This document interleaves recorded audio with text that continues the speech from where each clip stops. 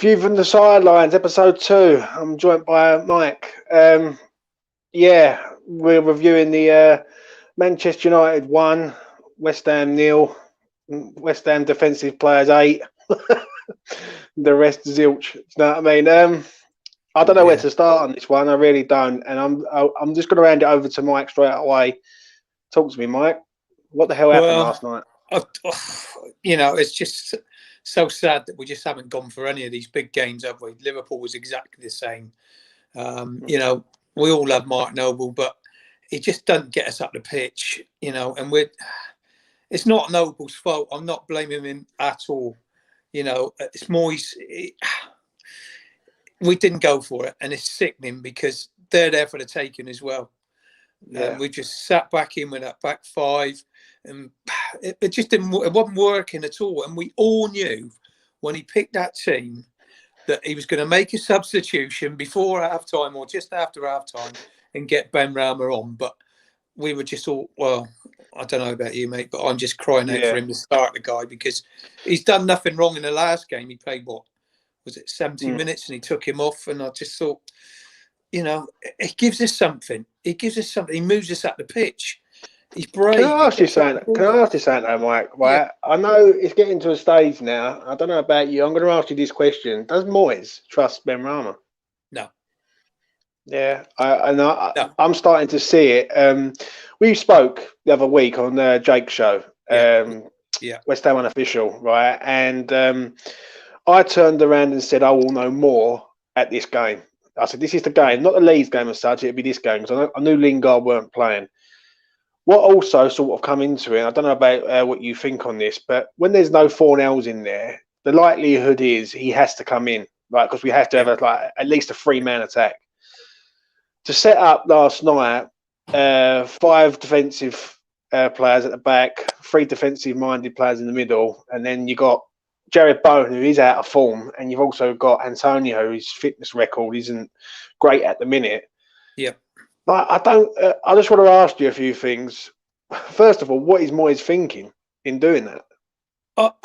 I just think, like you said, he doesn't trust him. He does not trust Ben Rama. And he's good on the ball. Yeah, he does. The finishing touch hasn't been there so far. We can all see that. He's getting closer every game, I think. And he just needs one to go in, or another assist, and he'll be away. But I don't know, he's losing confidence now because he keeps taking the guy off. Moyes has got to show a bit of confidence in him, and then he's going to get something back. But at the moment, I feel for the guy, I really do. What did you make of his post-match reaction, i.e. saying basically that in hindsight he wouldn't have changed anything? That's all wrong. That's totally wrong, surely. I mean, we're all fans. You can see all the comments. You've seen it on the shows. We can't all be wrong, surely. I mean, he's just sticking up for himself there, and you know what I mean. He's made a decision, and he's being a bit stubborn, and he really, I think, in that. Don't get me wrong. I mean, many a time we've questioned his lineup, and we've all gone, okay, he got that right today, but now this is 3 or 4 times where I've been so frustrated. I'm sure you were that, we just went with that lineup. What I couldn't work out last night, and I don't know about you, but are we fighting the relegation or are we fighting for Europe? And that's my question that I'm going to ask everyone today. Yeah. If you close your eyes and you look to that team, you'd think we was fighting relegation. And people say, you need something off the bench. Like, I've been on different platforms over the last, say, 24 hours, right? People saying, but you need something off the bench. But the problem is, it's okay having something off the bench, right? But if we're 1 or 2-0 down, that don't wash, does it? Do you know what I mean? I don't know about you. What do you think, mate? I just think, could it be that, he's having a look, he's doing this to put pressure on Golden Sullivan to get some more players in? Is he saying, this is how threadbare he is, the squad. We've got 2 keepers on the bench again and only got 8. We can't fill 9 on. We can't even, fill our 9 on the bench. Is he doing it to do that? I don't know. Maybe he is, but if he is, it's totally wrong. We need the points.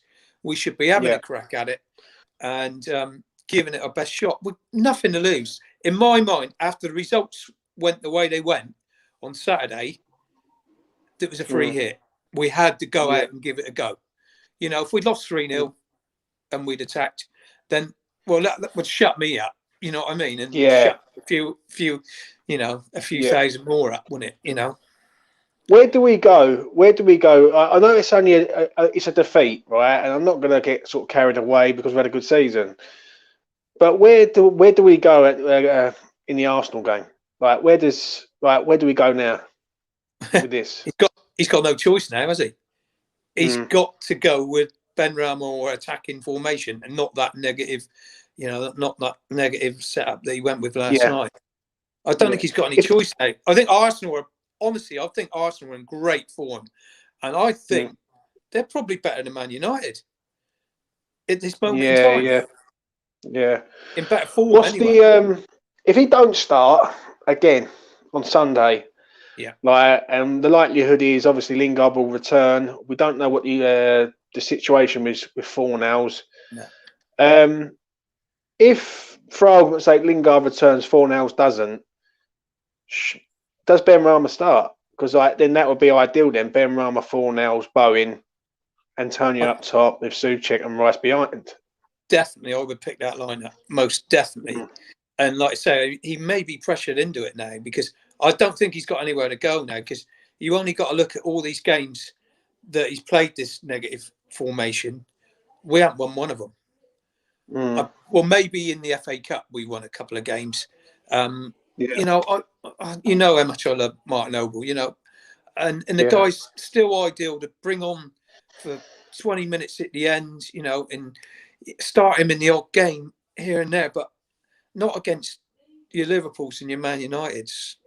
We've got to have a go at these guys. See, Robert Gates here, I'm hoping Gates can come on here for a short time.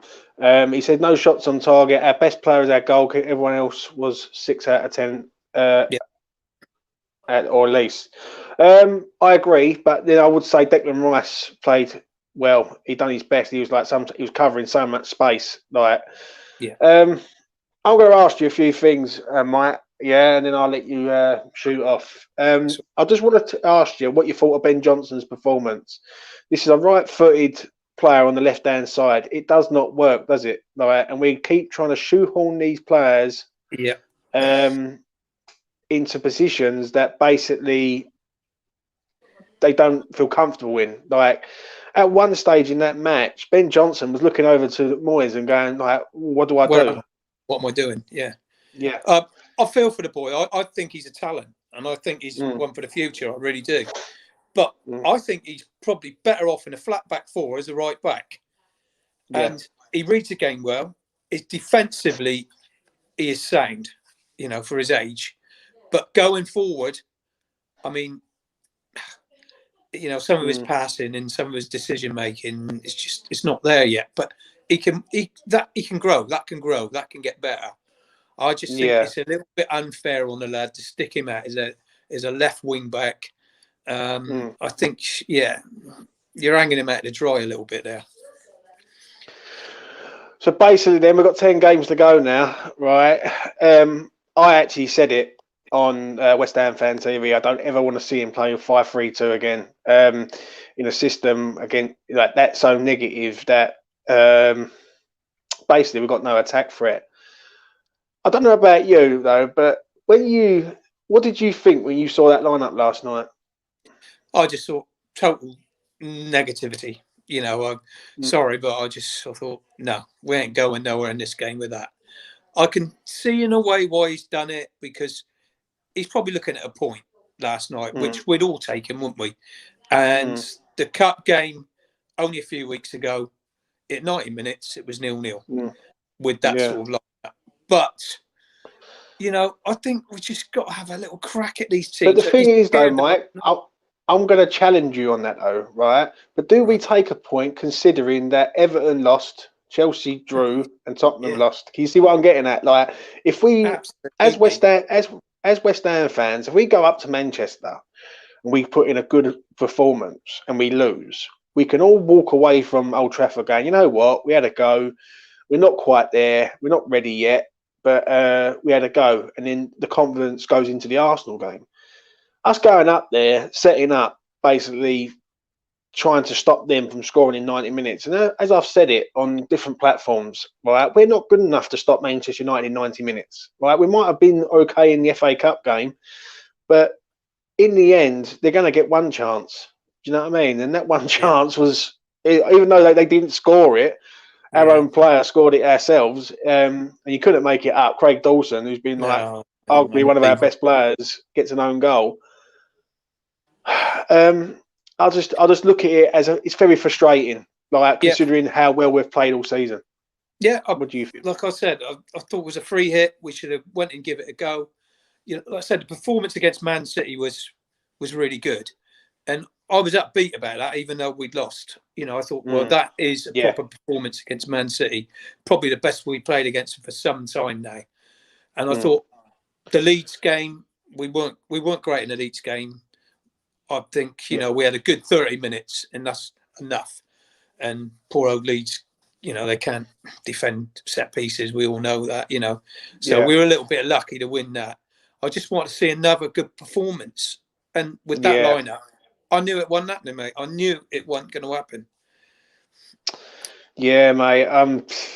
It's hard to feel upbeat on that. And I've said it like a few times now that basically if we're top 5 teams don't set up 5 at the back at Old Trafford against a team who played on Thursday night and basically have injuries. Like, do you know what I mean? Like, the way my mentality in this is, right, I don't know if you agree, and then I'll let you go, mate, is that if we don't set up confident against Manchester United when they're under strength, right, and they're in a situation where they've only played a couple of days previous, when do we go positive against them?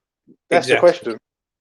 I'll tell you, going back to the back 5, though, mate, just one little point I want to add is I think if you got Arthur in that, it changes it. Yeah. Because Sufel and Masaku going forward, those two can give us something and get crosses into the box. But the back 5 we put out last night wasn't going to threaten them at all. You know, that's the only time I'd be happy with a back 5 again when Arthur's back. Yeah, I've got to admit, even though I'm not the biggest Masuaku fan, I felt for Johnson last night. I really did, because like you're putting a player in there who's it's not his natural position. Personally, I think he should be the backup to Kafel. That's what I personally think. I think Frederick should go because I'm not a fan. I think he should be the backup for Kafel, and then West Ham needs to go out in the summer and buy a left back, if not 2 left backs, like because obviously Cresswell and Masuaku, whatever.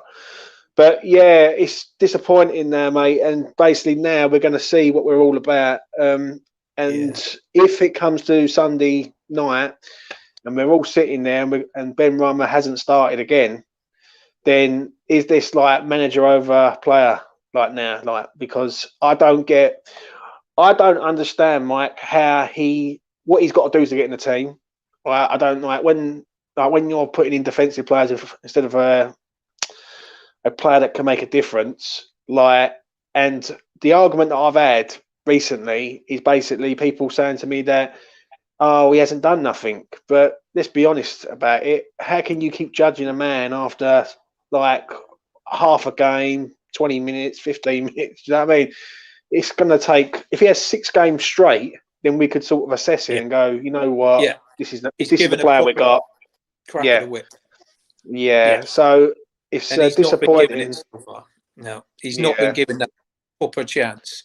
I mean, like Bowen's gone off form a little bit as well, which is a bit disappointing because I like him. And he is a grafter, and I think Moyes likes him because the way he works back. But I mean, we saw bits of Ben Rama, and I think it was a Palace game or whatever, and he was winning the ball back in the middle of the park, and I think that's where he's better off. You know, on the top of that 3. You know, where he can move into little spaces either side of the pitch, pick up the ball, take the ball off of people. I mean, he gives us something. I know he hasn't really had an end product yet, but I think he needs to give him that chance. Yeah, I agree. So before I let you go, I'm going to ask you quickly. What do you expect on Sunday? What are you expecting to happen? Like, as in, like, do you expect him to sort of change the personnel, or do you even think he will keep the same system and just play with wing backs? I think he's almost forced into having to stick with what we had at the end, all depending on what Fornell's, And to be fair, Lanzini did all right as well. He's another one who's brave. He gets on the ball. He hasn't done much wrong, really. Not really, no. In the few little chances that he's had. So I don't think he will, to be totally honest. I think he'll probably stick with a 5. But I think he's almost being forced into going back to that, 4-3-3 again.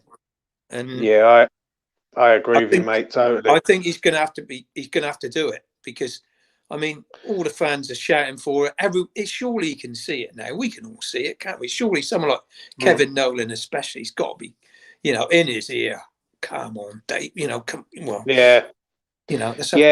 what it is, something like the way I look at this. Like, the way I look at it is, there's no pressure on us, because, we're safe. Like, we're not going down. Yeah.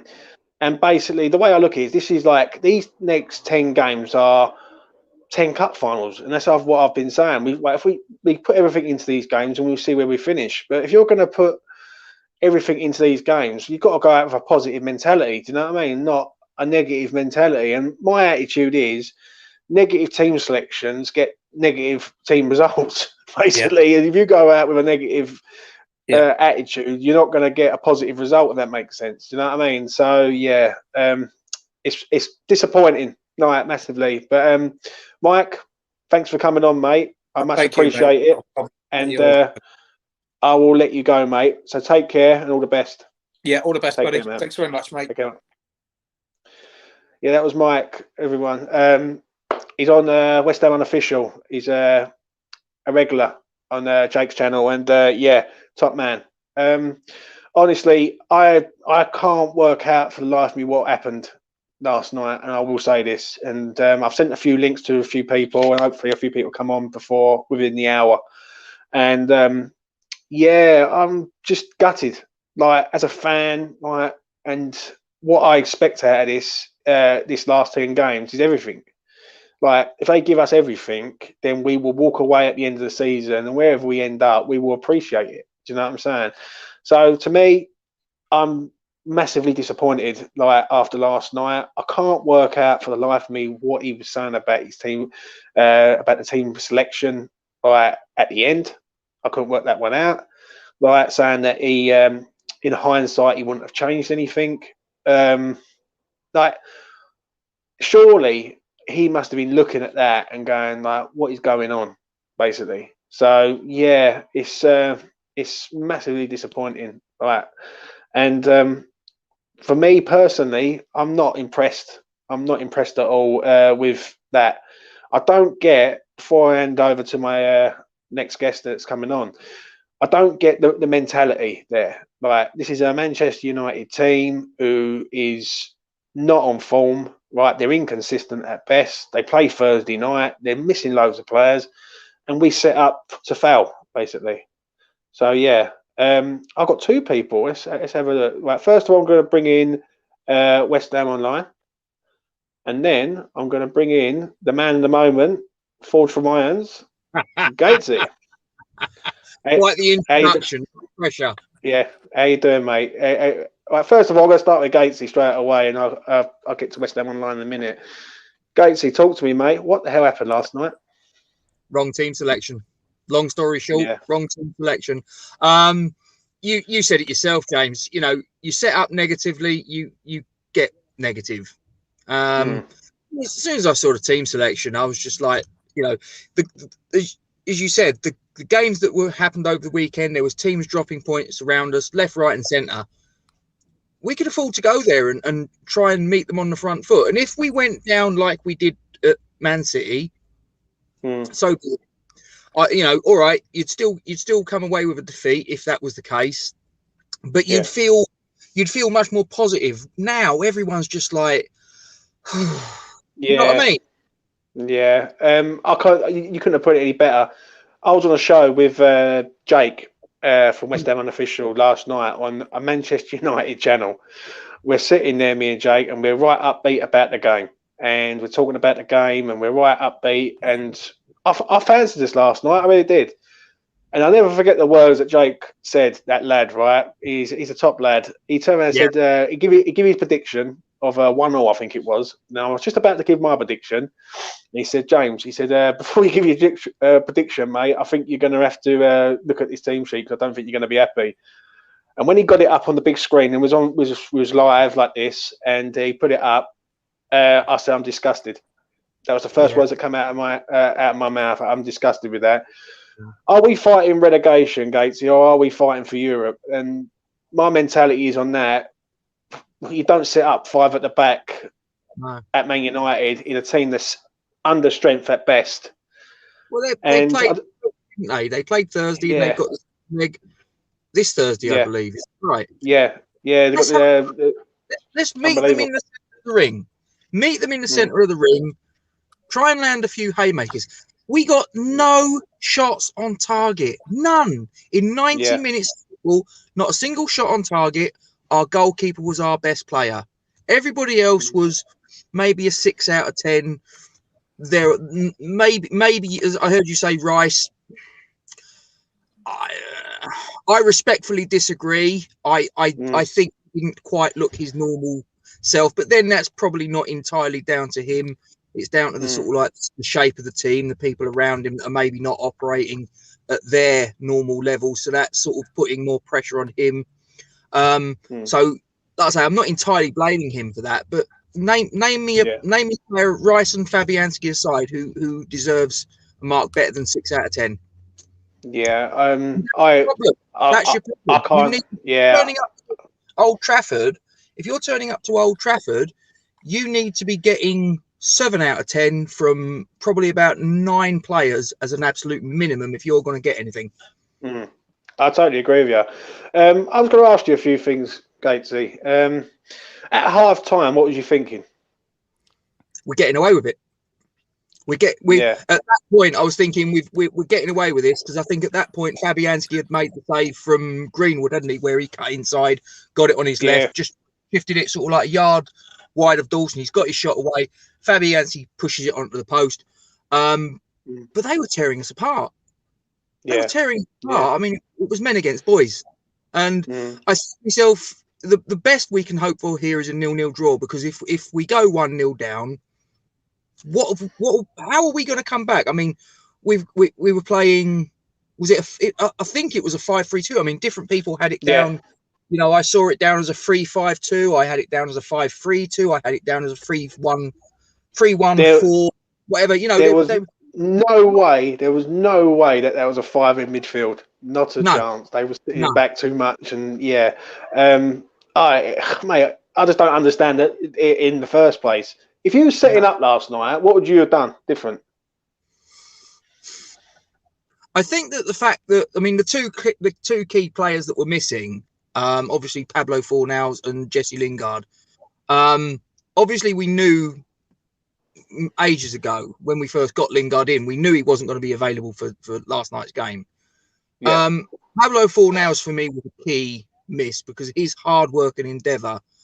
I'm not going to say he would have made the difference to make it a more positive result. But for me, and I like Jared Bowen, but he's bang out of form at the minute. Bang out of form. And the only reason that he's in was because Pablo Fornals wasn't available. And and I know he was offside, but that's irrespective. He didn't know he was offside, and he's got to get that on target. That show that for me was an illustration of this is a guy that's bang out of form. Not even get it on target, to not even test the goalkeeper. Like I say, I know he was offside. I know if he got it in, you know, if he got it in the back of the net, it was going to get chalked off. But that's irrespective. That should have been on target, and it wasn't even in the same postcode as the goal. Yeah. Just Richard Cox here just said, has Jake only mentioned once he's cooked tonight? Give me a good old chef. Right, Gazy, I'm going to ask you something now, and I want your answer and the reason. Right, why? Does Moyes trust Ben? Does Moyes trust Ben Rama? No. Right, I've asked everyone, every person that every thing I've been on, I've asked them the same question. I'm starting to get the same answer. I think if he did him, he'd be giving him more minutes, and than he is. So I don't know what the issue is. And look, I'm not going to sit here and say that Ben Rama's the finished article. He's not. He needs a bit of refining.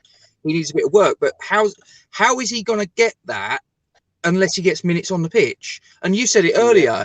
It's not like he's had a run of 6, 7, 8, 9, 10 games where he's played 70, 80, 90 minutes in each, where you can look at it after that and go, listen, he isn't cutting it. He's not good enough for the Premier League. He's getting 20 minutes here, 30 minutes there, 50 minutes here, 10 minutes there.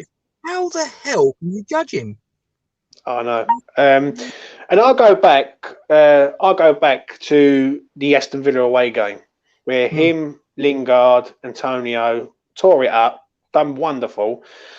Then he played on the Saturday against Fulham, and he played for 55 minutes, got subbed. It wasn't his best game, but it wasn't Bowen's best game either.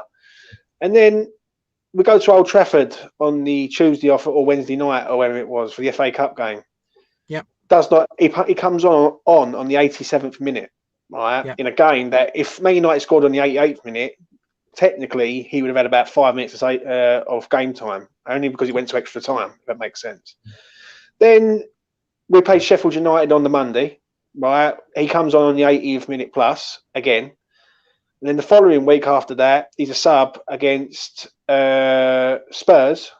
Yeah. And he comes on again. And then obviously Manchester City, he's a sub. Yep. And what was the other one? Leeds. He starts at Leeds. So from Fulham to Leeds, all them games in between, he's been a sub. Now, we're going up to Old Trafford and we're playing arguably I class that as a big game because they're in amongst it. And if we take points off them, we look like serious contenders for top 4. Well, I just want to ask you this before I let you go, mate. What has he got to do to get in his team? Good question. Do you know what it reminds me of? And I probably have to be a little bit careful how I put this. I don't know. When Moyes was at Manchester United, Wilfried Zaha. Yeah, pretty similar, isn't it? I must admit. I'm just having a little. When you said it, I was thinking about it, and it sort of registered in the brain a bit. Do you know what I mean? I don't think that David Moyes. That I think it's fairly obvious that was not his number one pick.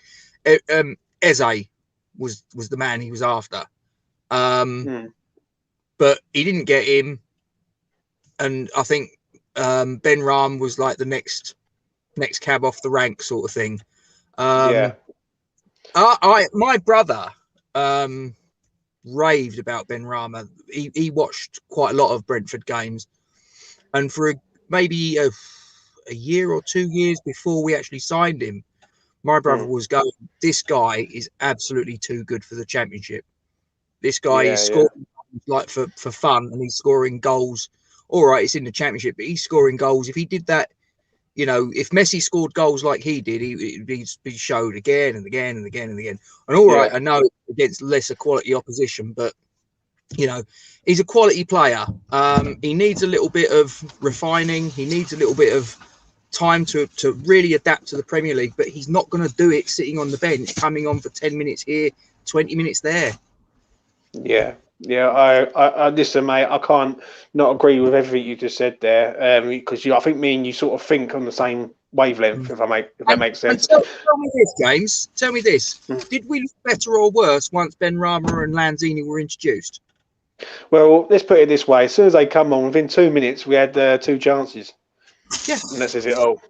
Right, and that really does say it all. Like, honestly, I just think that he's getting a bit stubborn with Benrahma. And what makes me laugh, and I don't know whether you agree, and I'm going to ask you something before I have to let you go. To me, he's asking the man to come on and save the game. So why can't he start the game? That is the question that I've been asking. Right? I've been asking people, this man, he's okay to come off the bench and save us, or try and save us from losing the game, but he's not good enough to start. Now, to me, that makes no sense. Like, if he's good enough to come off the bench, he should be good enough to start. Do you know what I mean? But yeah, it's so frustrating. Who signed off paying the extra 20 million in the January transfer window to free up the loan spot to get Lingard in? Because for me, it can't have been Moyes.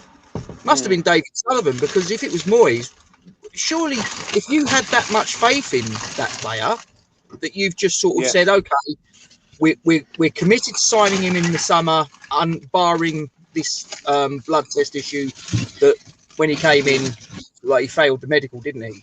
Initially. Yeah. If the manager thought that, do you know what, this is the player that I want, and I'm going to go early, and I'm going to give the 20 million to Brentford now. If you actually thought that, why are you not playing him? It just makes no sense, mate. If I'm being truthful, and it just makes no sense. No, I'm going to ask you this, I'm going to ask you this, Gatesy, before I let you go, mate. If Benrahma doesn't start on Sunday against Arsenal, what is going to be?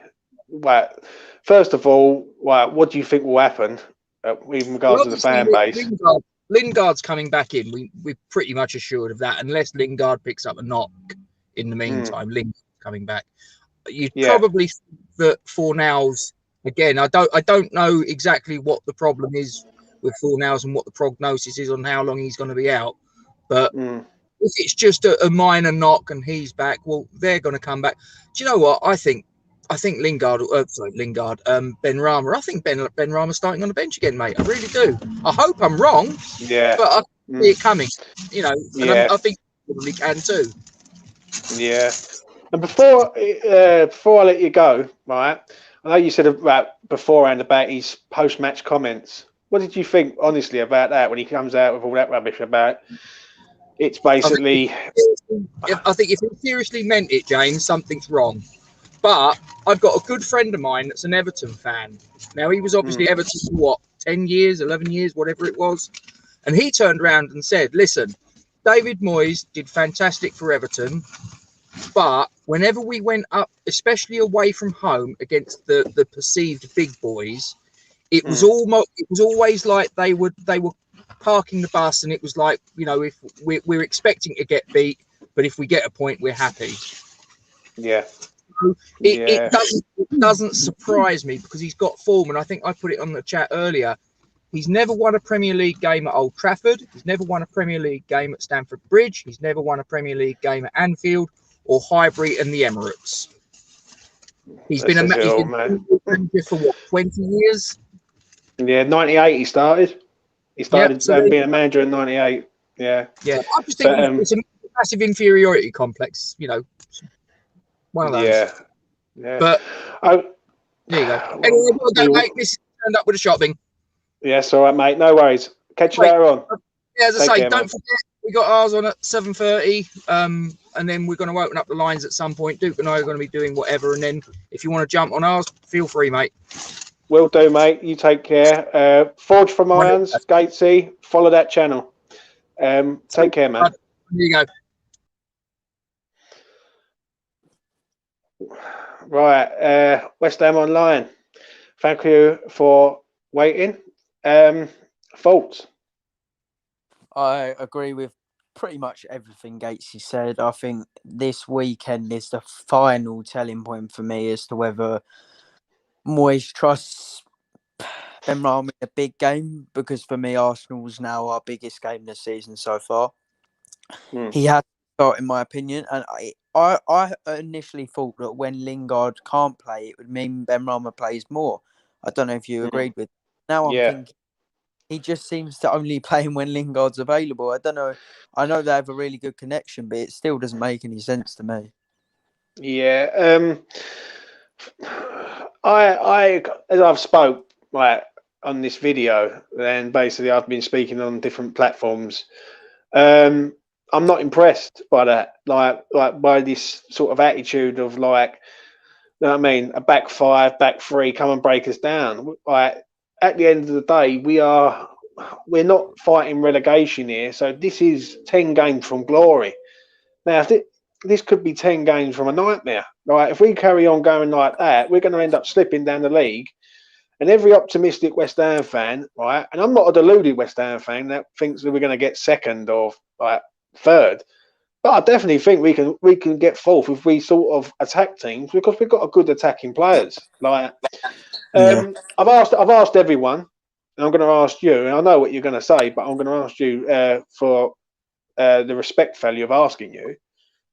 Does Moyes trust Ben Rama? He doesn't trust Ben Rama.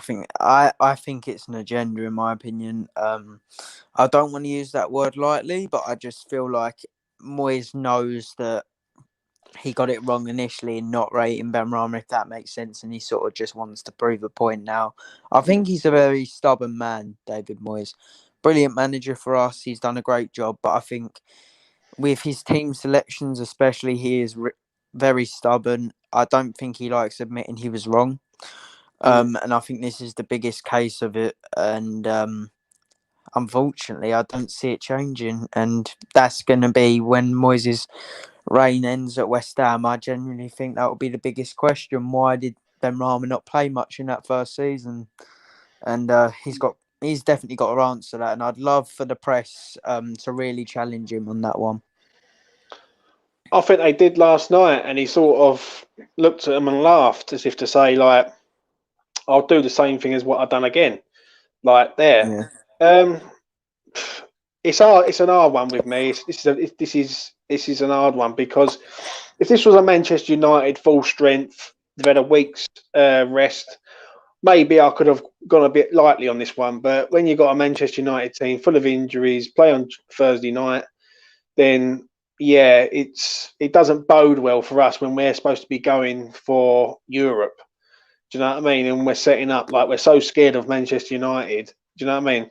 And even though they weren't on it last night, and even though they didn't actually score a goal, we scored it for them. At the end of the day, right, there was only one team winning that match, and it weren't us. Do you know what I mean? I've had this sort of thing on different platforms, and I've seen people saying to me, "Oh yeah, you said you would lose 2 or 3-0," and I said it earlier on. We didn't lose 2 or 3-0 because we hit the post. They hit the post twice, and Fabianski was in the best form of his life last night. Do you know what I mean? So let's not get carried away and think that, yeah, we lost 1-0 and we was in that game. You know what I mean? Like we was nowhere near in that game. Like we've been to Old Trafford twice now, and haven't had a shot on target in 180 minutes of football. What you've got to remember, James, is actually because we had extra time as well, 212 minutes in total. We've already had the time added up, and we've not even come close to having a shot on target. And that to me is embarrassing. Do you know what I mean? Yeah. I'll ask you this: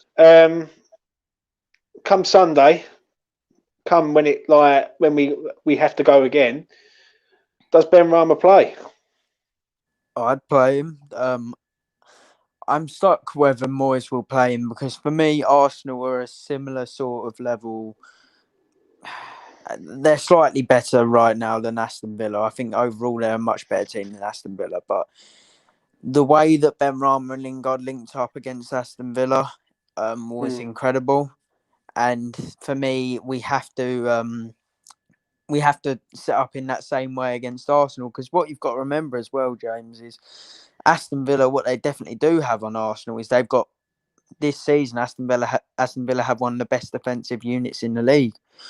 And if Lingard and Ben Rama can break down that defensive unit in the way they did, there's no reason why they can't break down Cedric and David Luiz and Pablo Mari. Well, I honestly think that the high press is important in this game. Coming up to the Arsenal game, right? If we press these high, these are capable of being got at. I think if we sod about and start trying to worry about what they're going to do, we will lose this game. Like, you've only got to go back to the Burnley game recently when Burnley high pressed them, and when any team with Xhaka in their team says it all. Do you know what I mean? Yeah. Have you got Even more anything you want recently to? than that, James. Olympiacos as well. I don't know if you saw their goal against Arsenal, but it was comical the way they let it in. Anything that you want to add or ask regarding last night? Yeah, I had a couple points to make. Firstly, do you think that the midfield three of Rice, Souček, and Noble will ever work? Do you know what I didn't like last night? And no one's even mentioned this, right? Is that the captaincy changed over? And I know Noble's a legend, but Rice has been brilliant as our captain this year. And then Noble comes on the pitch and he ends up being captain. Will it ever work? No, not for me. The dream team is a 2, not a 3. And I think the days of Mark Noble starting games finished last season. And he needs to come on for the last 20 minutes of games to see how it goes. If we're playing against a team and we're 2-1 up with 25 minutes to go, 20 minutes to go, 15 minutes to go, bring the man on because he can do that. But to give him 60 minutes against one of the teams who've got 3 high energy midfielders, it just makes no sense. Yeah, completely agree. And it's one of those things as well. I don't actually, and I know a lot of United fans don't rate the midfield pivot of McTominay and Fred. They don't work as a 2. Fred is good at winning the ball back, but passing wise, he's horrendous, if I'm honest. And it just confuses me why we didn't press Fred more, because he had so much time on the ball and we couldn't expose his flaw of his passing, which is definitely the worst part of his game, because he had about an hour to pick out every pass. So I'm not sure why we didn't start with a Benrahma or even Bowen closer to Fred. It was just really weird the way we played. And I'd love to see what David Moyes said in the dressing room before the game. Yeah, I agree. I was hoping for a Man United fan who me and Jake was on his channel was to come on. I'd just like to see what he thought of it, but I'm unable to get hold of him at the minute. But yeah, like it's hard. It's an hard one, like to look at that. And I said it on like last night.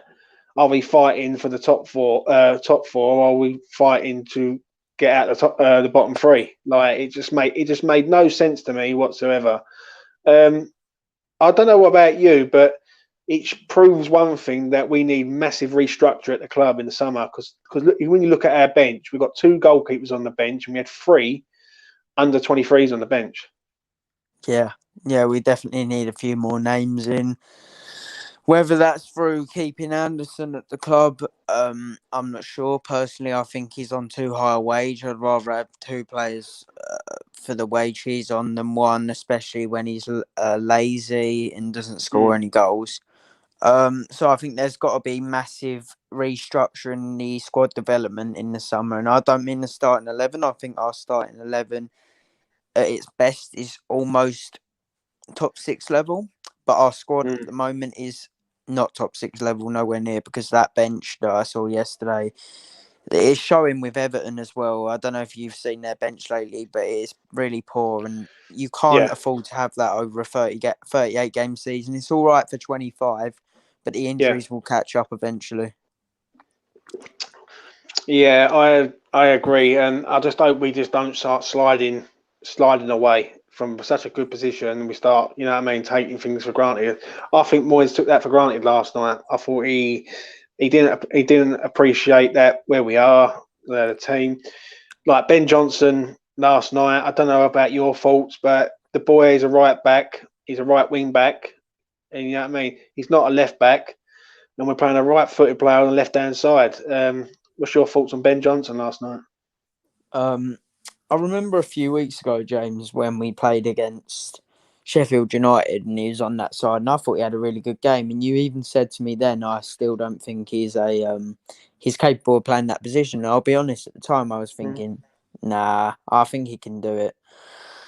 But the last few weeks have really proved you right in the fact that in the big games, especially, there's no way we can afford to play a right-footed player on the left-hand side, especially when he's passing. I'm not sure what's happened to it because earlier in the season it was brilliant, but the last couple games he's played, his passing's been atrocious, and it's something he's really got to work on. I don't know whether to suggest to send him out on loan because, as you've said, we need the squad numbers. But I think in terms of his development, that would definitely be the best option. Yeah, I totally agree. I just think good teams will figure that out, and good teams will put players on him and to basically say this is what it is. Really, bung him on his left hand side, and he's all over the place. He weren't the only one that was bad last night. Issa Diop was absolutely horrendous. And he was horrendous last night. He was all over the place. He couldn't control, couldn't tackle. He was just, and I've been backing that man up for the last couple of weeks, but last night was one of his poorest games in recent time. What do you think about Issa? I think, as you say, you have backed him up over the past few weeks, but I still think he's shown some flaws. I thought in the Leeds game, Bamford had a massive chance when he stepped forward. He just has massive flaws in his game, and I think he's not good enough at marking. We said on the podcast last night, James, that you gave him the rating of 3, and I didn't disagree. He's just not good enough at marking, and I said he has all the attributes to become a top defender. But right now he's just not there yet, and he's got to learn from Ogbonna because I thought a few years ago when we played Wimbledon and we lost in the cup, I thought Ogbonna was finished, if I'm honest with you, and he's really turned it around since then. And Diop's just got to watch Ogbonna closely because he has all the attributes to be Ogbonna's standard and better. And also, we've got a question come in from Pop. I saw it in the chat earlier before the show, but I can't find it anymore. There was a few questions before the show. A question from Igalo is better than Werner, and he said, "Do you think Antonio is a top 6 striker?" No, not for me. Antonio does a job, but even it's proven it over the last couple of weeks for me that Antonio's fitness level is a worry now. The man's in his 30s. As an impact sub, I think he's deadly. I think as a starter, we're relying on a man to stay fit for 25 games plus in a season, and that really isn't good enough for us. What we need players who are fully fit for 35 games of the season, if that makes sense. And if Rice or Souček had the same injury problems as Antonio, we'd be in a lot of trouble. So not for me on that question for Antonio. Yep. Another question that came in from Lanzini 10, and I'm just trying to remember what the exact question was he said, but I think it was something along the lines of, are you confident for Arsenal, and what is your prediction?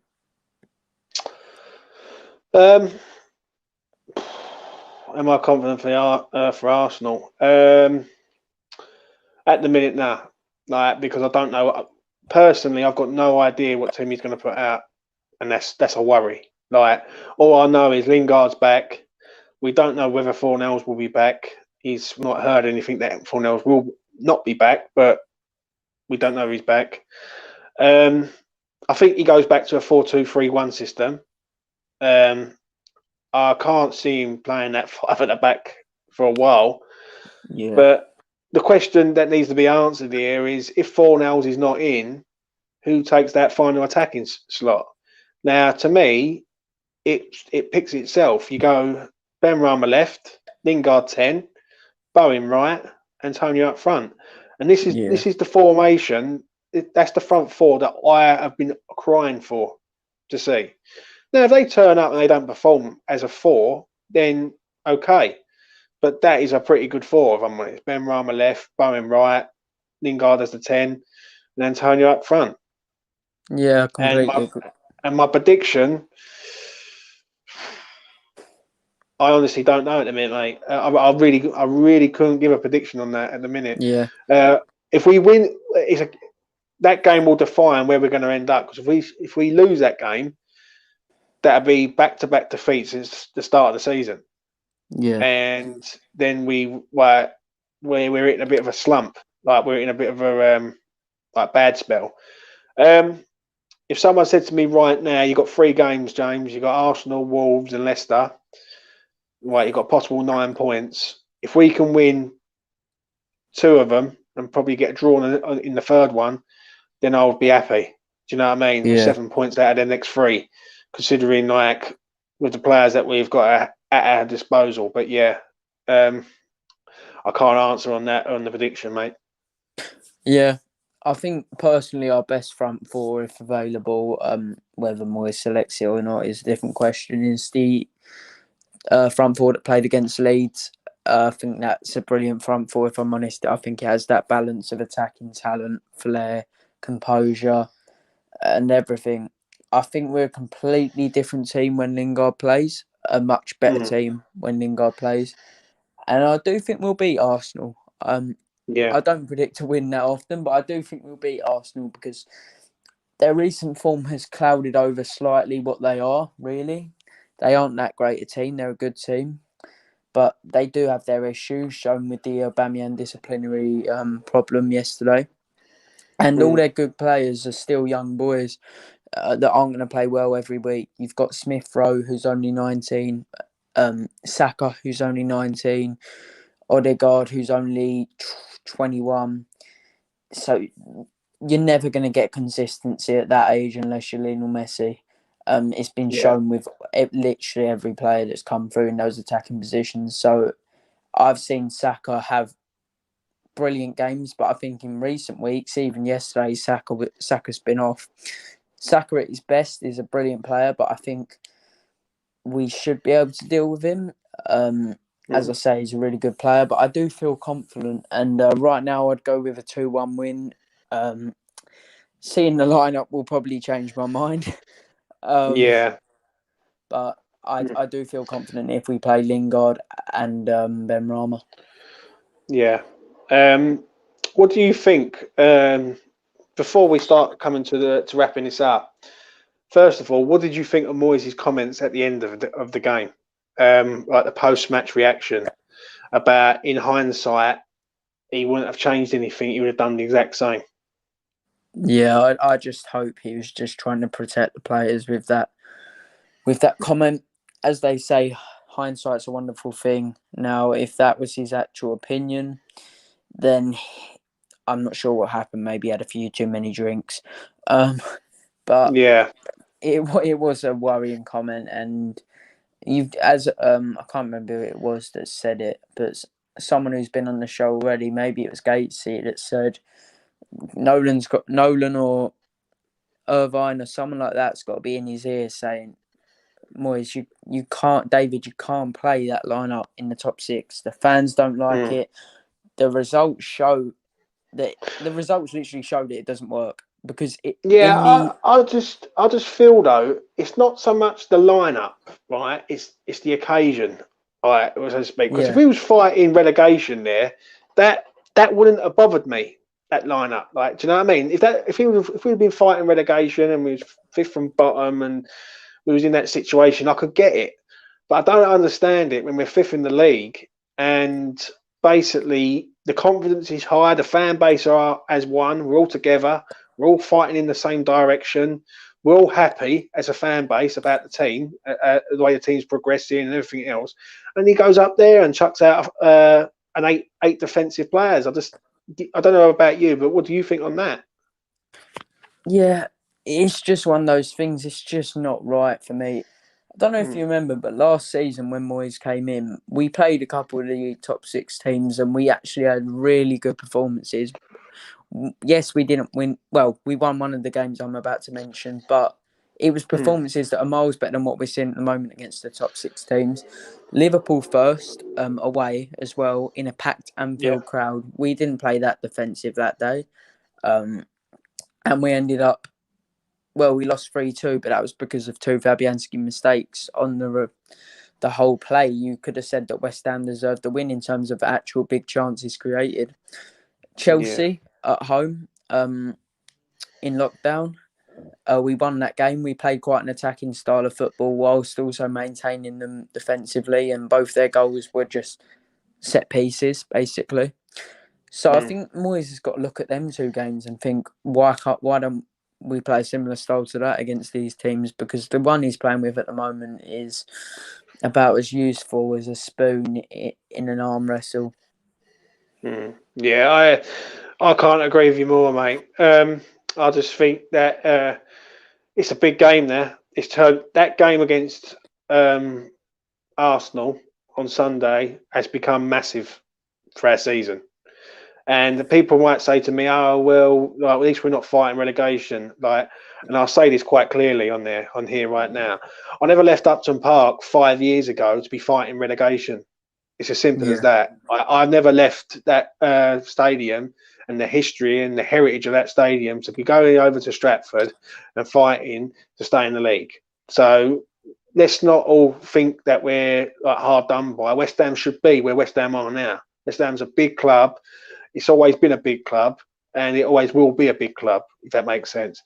So, when people are trying to say to me that we should appreciate where we are, I do, but I want more than that. Do you know what I mean? And as a fan, I'm entitled to have more than that, if that makes sense, because I've seen us fight relegation after relegation, go down, lose all our players, and I don't ever want to see that again in my lifetime.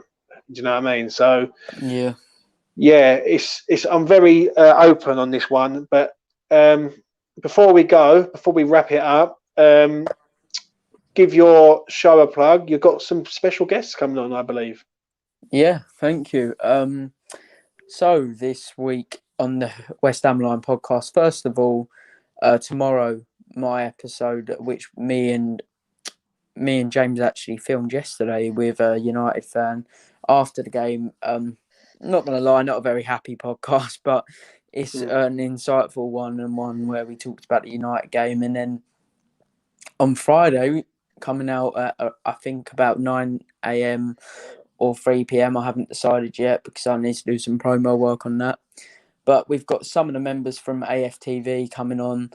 We got another one to join last night. Don't know if you know, but Lee Judges from AFTV. He's also any chance of getting them on this one towards the end of the week? Have a word?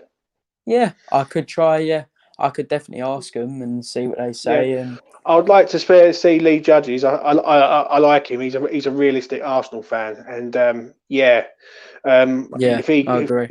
Even if you can get him on, I like how he comes across, and anyone else basically, just not Ty. Okay. Yeah, I really wanted Ty on. We'll see whether I'll actually get Ty on Friday. I'm not going to reveal that one yet, but as we say, to say he's deluded is an understatement. Yeah. So see what you can do, and if I can, I'll open this up. It'll be probably episode 3, and I'll get them on, and we can have a chat about the Arsenal game with AFTV and go from there, basically. But West Ham Online, any final thoughts before we wrap it up, mate? Anything you want to say, like basically about the game, manager, and basically the future? We've got 10 games to go now. I just wondered what you think. This 10 games coming up is our 10 biggest games, arguably, that we've had in the London Stadium so far. Well, I know we're only playing 5 of them in the London Stadium, but still.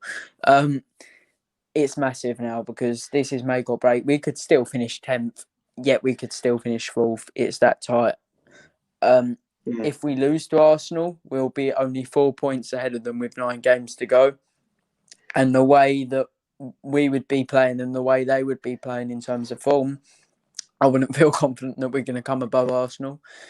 If we beat Arsenal, there's a 10-point gap. You can almost guarantee then that we're going to finish above them. And that gets one team out of the equation, if that makes sense.